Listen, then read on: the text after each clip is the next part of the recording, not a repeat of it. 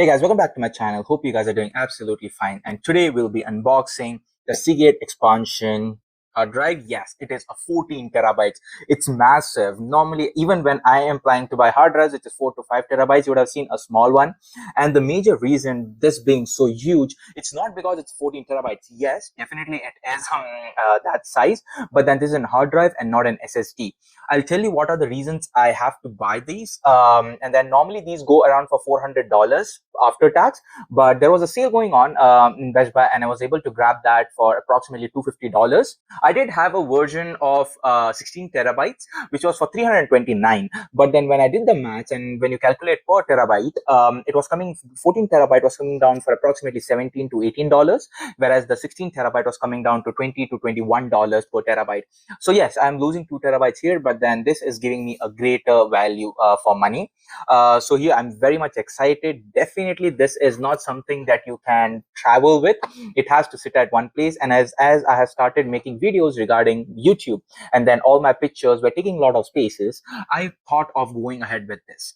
Of course, this is not as rugged as the SSD. If you cannot travel with it, as I mentioned, if it fall anything, the corruption goes away. All your data are lost. However, the best part about having a hard drive is if you lose the data, if the hard drive gets corrupted, you can retrieve it.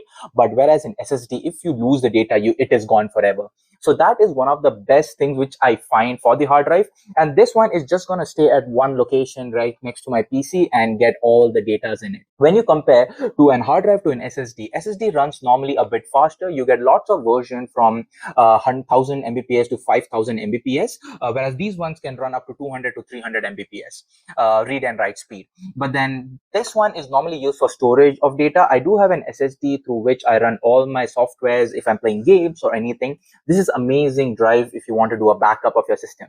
So let's just dive into the unboxing of this. I'm very much excited, and that's what even I got to know. You have two cables in it, one for connecting your hard drive to your laptop, and the second one would be powering this hard drive. So definitely this is not something you're gonna travel with.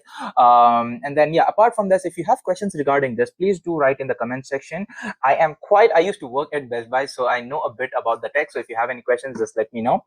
Apart from that, yeah, I do not have anything. Let's just dive into. So this is what we'll be unboxing today. As you can see in the box, you have the name mentioned here. This is the front side of the box, which is the 14 terabyte. You also get the rescue data recovery system included in it, so which is quite handy. I'm going to show you how do you register for it.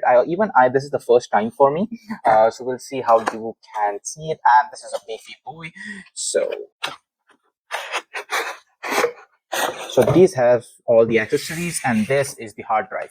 Of course, the unboxing is not that great of an experience, but this is what you get. So these are basically all the rescue information that you would use for registering online, and this is the big boy, which I'll keep this aside for now, and then I'm going to show you all the accessories first and see what all things come inside the box. However, there are a few things that I think are unnecessary is what I have seen on inside the box in my past, but then let's just see what all things you get in these. So this is the USB to type Z cable, which will be used this for connecting to your PC, and this is the huge charging brick which you'll be using for charging this bad boy right here. So I might be using a scissor to open it, and right here. So this is the cable which you'll be using it. So this part goes inside your hard drive, and this goes into the wall unit. And as I have seen, you get multiple options for if you're traveling. Normally this is not for travel, but they have made this for worldwide usage. So if you're in India, if you're in Europe, you have multiple options. For me, I think this is the one which we'll be going for. For me in North America, this is the one. And you just have to slide this in and you are good. I have to figure this out right now. Yeah, here you go. And that's how you place it. And this is the unnecessary things which I was telling you. So if you're just going to stick at one place, you might not be using these. So I'm just going to keep that aside, and all the other accessories too. So here you go. So this is the hard drive. Oh my god, this looks so beautiful. So these are the air vents. Of course, when the hard drive is running at its full capacity, it is going to get really hot. So that's why you have quite a lot of vents on the sides, and all three sides. You have the Seagate logo, which is in chrome finish, which is really great. And on the back side, you have the cable which you'll be using for connecting to your computer and transferring data. This is the power AC adapter which you'll be using to charge this brick.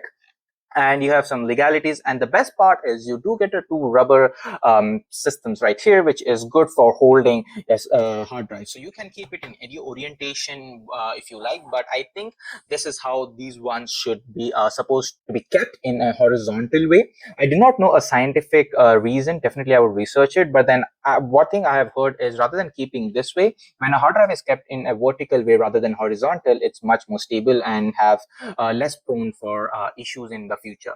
So yeah, that is pretty much it. The finish on this is really good.